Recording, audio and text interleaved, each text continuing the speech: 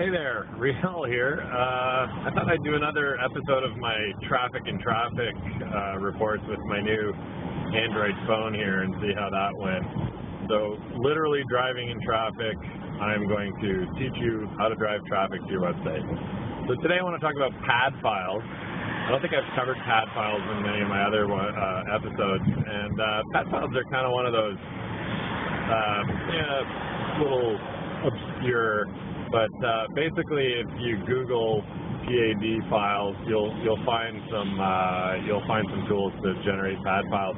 Essentially, what they are is it's like an XML resource for where a file really exists. So let me explain what they are.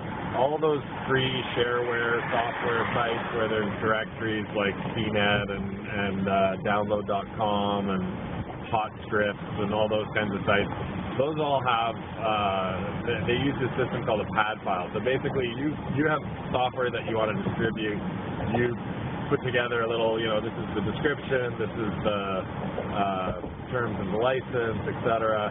And it's in a standard format so that all of those sites recognize it. And they essentially kind of like scrape each other and share data and stuff so that it's sort of like getting your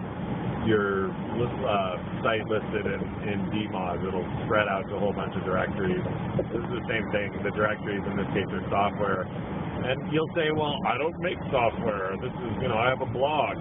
Well, just get a little creative about how you package it. There's software out there, for example, that you can take your blog and package it up as a little desktop app. Go to widgetbox.com, for example, and you can create widgets, I think they're called. Is basically blog widgets. You take your RSS feed, you stick it into this thing, it gives you a little enclosure, and people can read your blog. So there's a good example of something that you can very easily create. There's dozens and dozens of software products out there that will just make a little executable out of your blog, basically. So all it is it's an RSS reader, opens up, shows your blog, and boom, now you're a software creator. Go and write a nice description about the company and what your blog talks about and how this software rocks for staying up on the news about blah, blah, blah. And make yourself a pad file.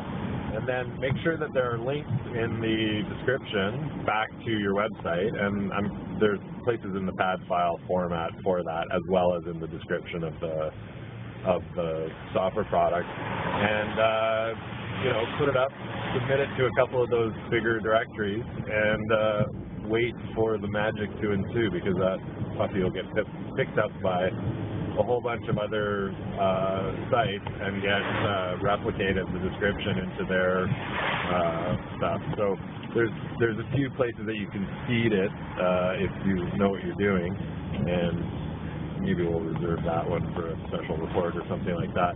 But basically, it's not too hard. Just search for places to submit pad files. There's directories just for the pad files, basically. And as soon as they start getting indexed by other sites and picked up, you'll have hundreds and possibly thousands of backlinks from those software directory sites that are all varying in rank, but they tend to rank higher than blogs, for example. So there's your traffic and traffic tip of the day, and I'm back home, so I'm going to shut this off. Say hi, Benson. That's my cat.